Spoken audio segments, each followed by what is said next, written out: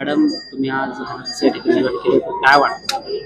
म्हणजे अतिशय छान वाटते की मी मगाशीच देखील सांगितलं की जे जिवंत प्राणी असतात त्यांना कुठेतरी कोंडून ठेवणं, एकलकोंडी करणं हे म्हणजे चांगलं वाटत नाही. आणि अशा गोष्टी टाळण्यासाठी, प्राण्यांवरती होणारा अत्याचार टाळण्यासाठी पेटाने अतिशय छान असा संकल्प आपल्यासमोर आणलेला आहे. आणि हा हत्ती अगदी खऱ्याखुऱ्या हत्तीसारखा वाटतोय. तो डोळे हलवतो, शेपूट हलवतो आणि पाणी सुद्धा स्प्रिंकल करतो. तर त्यांना मी खरंच म्हणजे मनापासून धन्यवाद देते की तिची जागा म्हणजे आपली जागा कशी आपल्या कुटुंबासोबत आहे तशी त्या प्राण्याची जागा देखील त्याच्या कुटुंबात आहे. म्हणजे पेटाला तसं बघायला गेलं तर साक्षात विष्णूंनी सद्बुद्धी दिली आहे असं मला वाटतं. कारण भगवद्गीतेमध्ये एक सगळ्यात महत्त्वाचा श्लोक देखील आहे, गजेंद्र मोक्ष श्लोक. त्या गजेंद्र मोक्ष श्लोकामध्ये हत्तीने विनवणी केली आहे. त्याचा पाय जेव्हा मगरीच्या तोंडामध्ये अडकला होता तेव्हा त्यांनी विनंती केलेली आहे की विष्णूला सोडवण्यासाठी. तशा प्रकारे या हत्तींना देखील त्यांच्या जाचातून कष्टातून मुक्त करण्यासाठी पेटाने पुढाकार घेतलेला आहे. आणि आज त्याचा प्रत्यय आपल्याला समोर आलेला आहे. अतिशय आनंद वाटतोय.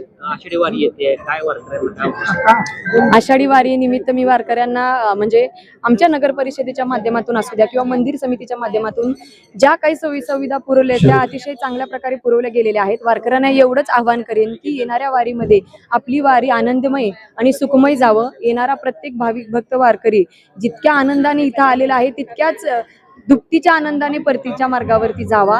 येणाऱ्या काळामध्ये पाऊस वारा ह्याच्या प्रत्येक गोष्टीचा आढावा घेऊन तुम्ही प्रत्येकाची काळजी घ्या, तुमच्या आरोग्याची काळजी घ्या. कारण शरीर नीट असेल तरच सगळ्या गोष्टी पुढे चांगल्या चालणार आहेत. आणि पांडुरंग नक्कीच तुमच्यावरती कृपादृष्टी ठेवील.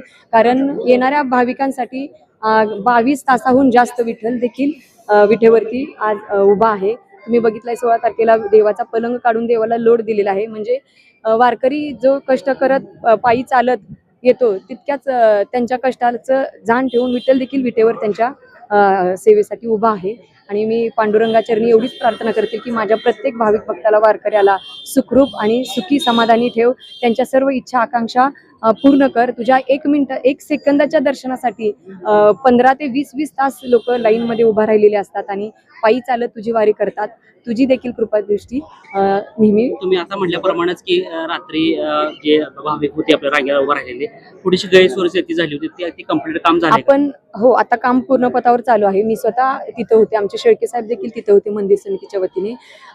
ऍक्च्युली आपण जेवढी रांग केली होती त्यापेक्षाही जास्त भाविक वाढल्यामुळे आपण त्वरित तिथं कारवाई करून दर्शन मंडपाचे जो बॅरिगेट होते ते वाढवण्याचं काम चालू आहे. तिथं लाईट सोयी सुविधा नव्हत्या, त्या सुद्धा रात्री मंदिर समितीच्या वतीने तिथे लावण्यात आलेल्या आहेत. नगरपालिकेच्या वतीने देखील वारकऱ्यांसाठी संपूर्ण प्रशासन सज्ज आहे.